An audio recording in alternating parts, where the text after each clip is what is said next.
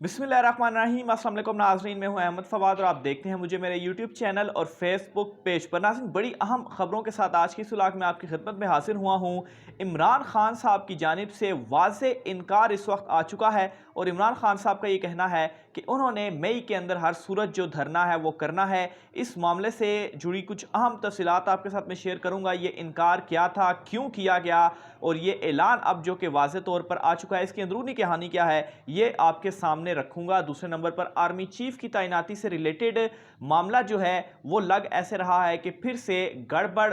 होने जा रहा है। कुछ मसाइल या यूं कह लीजिए कि दाल में कुछ काला मौजूद है और एक बड़ी मुसीबत पड़ने वाली है शहबाज हुकूमत के ऊपर। इस हवाले से भी तफसीलात आपके साथ में शेयर करूंगा। मरियम नवाज जो हैं वो सऊदी अरब क्यों जाना चाहती हैं, इसकी तफसीलात जो हैं वो हमने हासिल कर ली हैं कि मरियम नवाज़ आखिर इतनी डेस्परेट क्यों है कि उन्होंने सऊदी अरब जाना है। वहाँ पर जाकर क्या बड़ा वो काम करने जा रही हैं, बड़े अहम दस्तखत उन्होंने कुछ दस्तावेज़ात के ऊपर करने हैं। इससे रिलेटेड भी तफसीलात जो है वो मैं आपके सामने रखूँगा। एक दो अपडेट्स पहले आपको बताता चलूँ मुख्तसरन सी, फिर इन तफसीलात की जानिब में बढ़ता हूँ क्योंकि ये सारा मामला इन चीज़ों के साथ जुड़ा हुआ है। लाहौर हाई कोर्ट की जानिब से जो हमजा शहबाज का हल्फ ना लेने से रिलेटेड मामला था, उसके ऊपर फैसला पहले महफूज था, अब वो फैसला आ चुका है और उस फैसले के मुताबिक लाहौर हाई कोर्ट ने कहा है गवर्नर पंजाब को कि वो हमजा शहबाज से 28 अप्रैल तक जो हल्फ हैं वो ले लें रात 12 बजे तक, क्योंकि 12 बजे के बाद तारीख तब्दील हो जाएगी, फिर 29 तारीख हो जाएगी, तो 28 तारीख तक वो ले लें या जो कोई नुमाइंदा है वो मुकर्रर कर दें ताकि वो हल्फ ले ले और ये मामला जो है वो निपटाया जा सके। क्योंकि काफ़ी टाइम से तकरीबन कोई 2-3 हफ्ते हो गए हैं हुकूमत पंजाब में ऐसे ही चल रही है। अब इसके ऊपर कुछ सवालात उठ रहे हैं। सवालात ये उठ रहे हैं कि क्या जो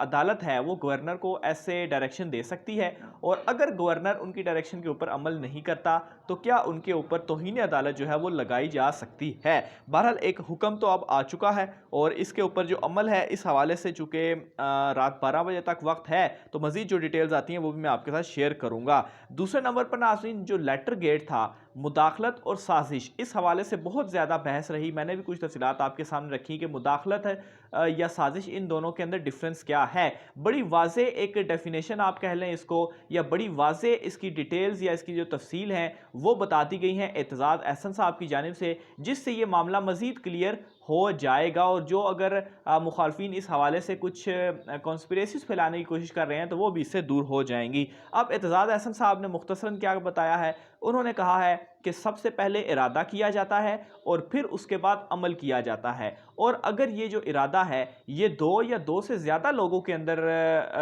हो तो फिर ये इरादा नहीं बल्कि फिर ये कन्वर्ट हो जाता है साजिश में, और फिर अगर उस साजिश के ऊपर अमल हो तो वो इससे आगे बढ़कर एक ऑफेंस जो है वो बन जाता है। और इस वक्त जो मुदाखलत हुई है इसका मतलब ये है कि जो साजिश थी वो पहले से तैयार की गई थी, तो इसलिए ये बड़ा एक कॉमन सेंस ही इस चीज़ को नहीं मान रही। इसलिए पहले साजिश हुई है फिर मुदाखलत हुई है, तो इसलिए इसको अगर कुछ पटवारी लोग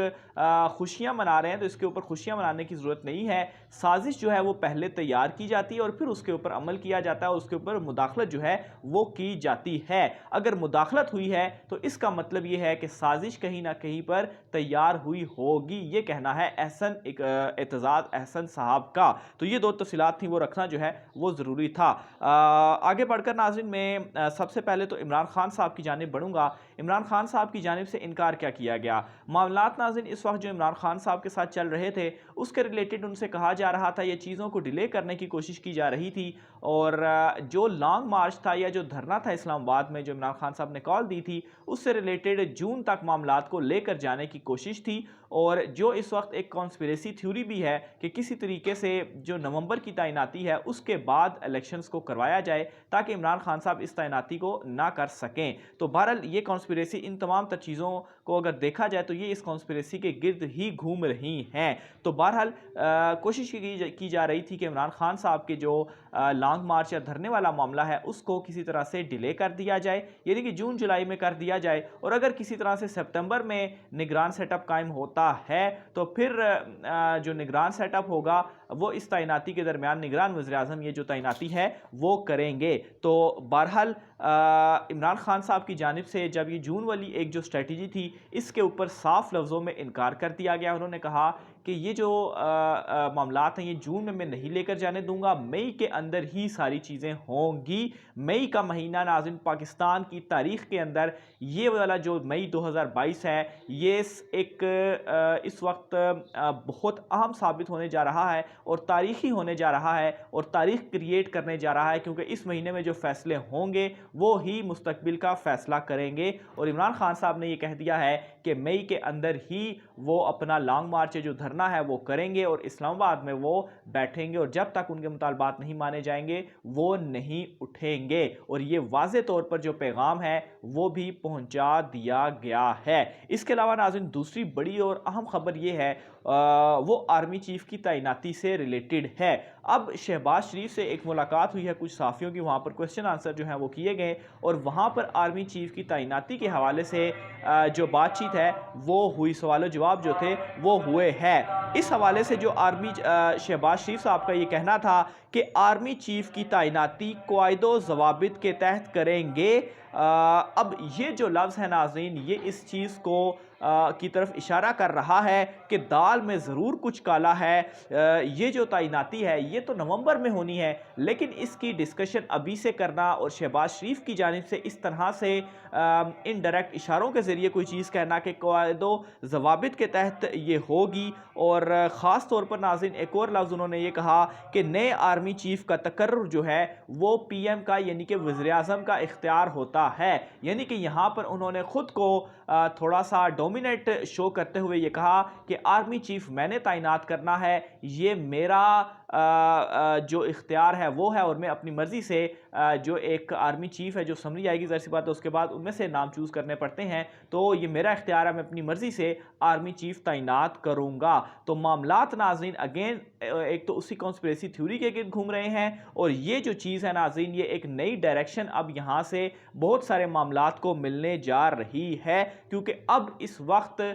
شہباز شریف کا ان تمام تر معاملات پر بات کرنا جو ہے وہ بے مقصد ہوگا، کیونکہ اس وقت کی جو صورتحال ہے خاص طور پر مہنگائی کو لے کر، یہ جو امپورٹڈ حکومت کا نعرہ بھی تھا مہنگائی، اس میں دن بہ دن اضافہ ہی ہوتا جا رہا ہے۔ بجلی کی قیمتیں بڑھ چکی ہیں اور کچھ دنوں میں آپ دیکھیں گے کہ شاید عید کا انتظار کیا جا رہا ہے، یہ جو قیمتیں آپ کو مل رہی ہیں اس میں پتہ نہیں کتنے گنا اضافہ کر دیا جائے گا، خاص طور پر پیٹرولیم مصنوعات کے حوالے سے، اور آئی ایم ایف سے اس سے ریلیٹڈ جو چیزیں ہیں وہ بات چیت جو ہے وہ کی جا چکی ہے۔ اور دوسرے نمبر پر یہ سارے جو ہیں ایک بڑی تعداد میں یہ عمرہ شہباز شریف صاحب جو ہیں وہ عمرہ کے لیے جا رہے ہیں، اور پتہ نہیں تقریباً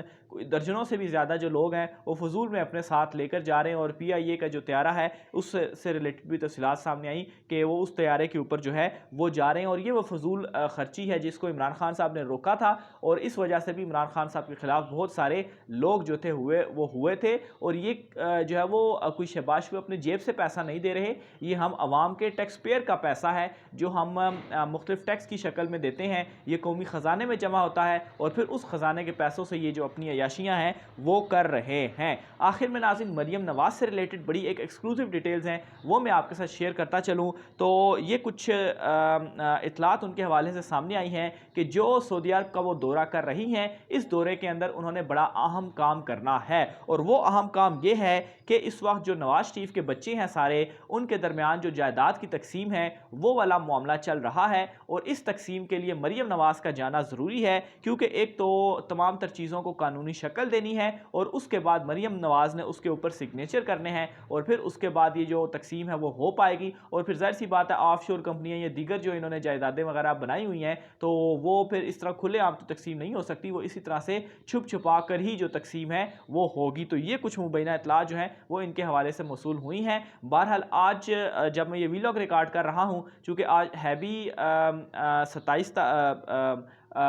مریم نواز کا جو لاسٹ وہ تھا आज उन्होंने करना है। बहरहाल हाई कोर्ट का जो फैसला और वो दीगर चीज़ें थी वो बेंच भी टूट गया था। अभी तक तो इससे रिलेटेड कोई डिटेल नहीं आई जब मैं ये व्लॉग रिकॉर्ड कर रहा हूँ। बहरहाल मरीम नवाज़ का जो दौरे का मकसद था उसकी जो डिटेल्स हैं वो मैंने आपके सामने रख दी हैं कि वो किस मकसद के लिए वहाँ पर जा रही थी। तो ये नाज़रीन आज का अहम तरीन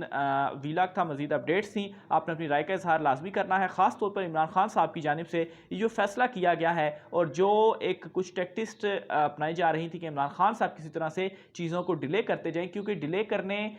से नुकसान ही होगा इमरान खान साहब को।